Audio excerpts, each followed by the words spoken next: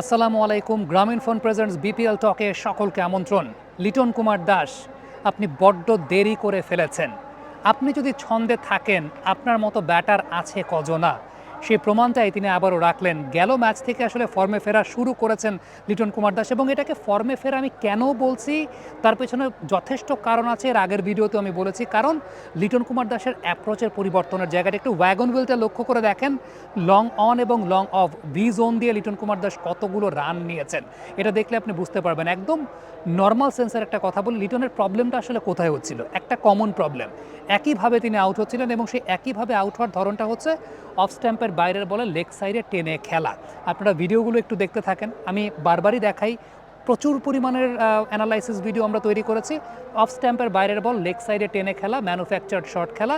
আগে থেকে ডিসিশনটা নেওয়া যে তিনি লেগ সাইডেই শট খেলবেন, but last 2 match Liton Kumar Das কোনো একটাও ম্যানুফ্যাকচার্ড শট খেলেন নেই।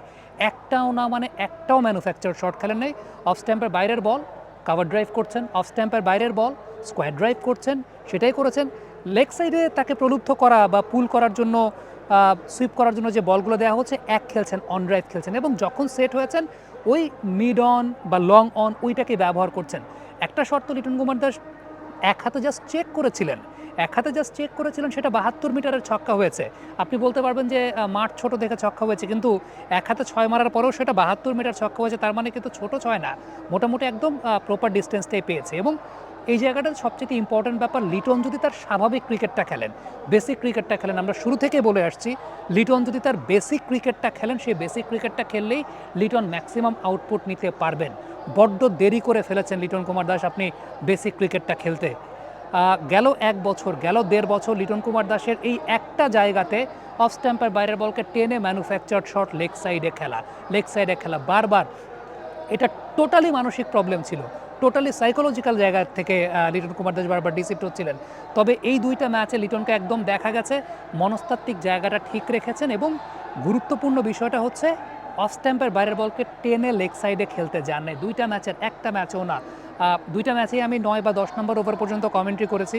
2টা ম্যাচে আমি এই 10 নম্বর ওভার পর্যন্ত লিটন কুমার দাসকে সুইপ অ্যাটেম্প করতেই দেখি নেই। যে বলগুলো লিটন সুইপ খেলেছেন, আজকে দেখেছি সেই বলগুলো মিড অনে পুশ করছেন, এক্সট্রা কাভার দিয়ে শট খেলছেন। সব কিছু মিলিয়ে unbelievable.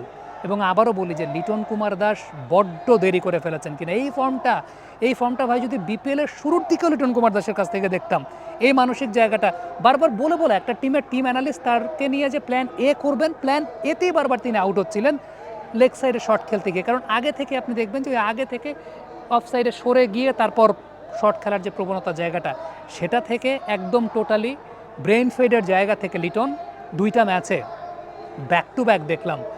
What an innings, what an unbelievable innings, দুর্দান্ত। তবে দেরিটা করে ফেলেছেন কিনা, আফসোসটা হচ্ছে, আমার ব্যক্তিগতভাবে আফসোস হচ্ছে লিটন দেরিটা করে ফেলেছেন কিনা। কমেন্ট বক্সে মন্তব্য জানতে চাই।